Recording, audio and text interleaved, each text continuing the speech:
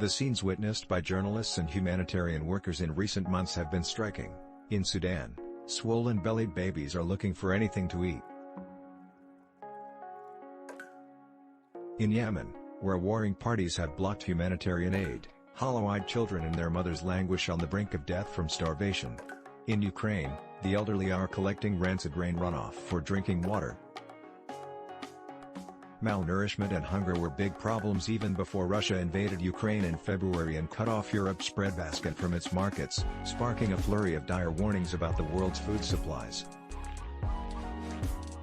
Dozens of countries across the globe are already suffering from devastating food shortages, so much so that the number of people facing starvation more than doubled in just the last 2 years, to 345 million, according to United Nations figures. The causes are myriad: drought and flooding, and the interruption of supply chains triggered by the COVID-19 pandemic, especially in China.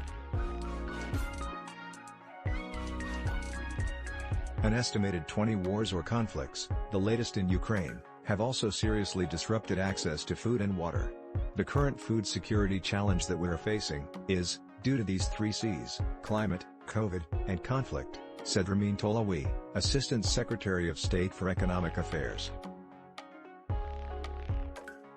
The bleak situation drew the attention of powerful diplomats Friday when U.S. Secretary of State Antony J. Blinken and the foreign ministers of 6 other of the world's largest economies met in Germany to map out plans for easing global food shortages. Few observers expect real solutions to emerge but hope the summit will highlight the crisis and boost funding for anti-hunger efforts. The Biden administration has committed about $8.5 billion to emergency food assistance and related programs, focusing initially on the Horn of Africa, Yemen, Lebanon, and Haiti, Blinken said. "We hear all these numbers. We've all cited numbers of this growing food insecurity," Blinken said in Berlin. "But what we know is this: we know that those numbers are people, real lives, real livelihoods, mothers, fathers, children. As human beings, all of us have to be seized with this." The UN's World Food Programme calculates that 8 of the 10 largest food crises worldwide are being primarily driven by conflict, in Yemen, Ethiopia, Afghanistan and the Democratic Republic of Congo.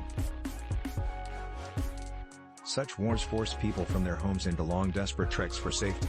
They devastate farms and wreak havoc on food distribution systems.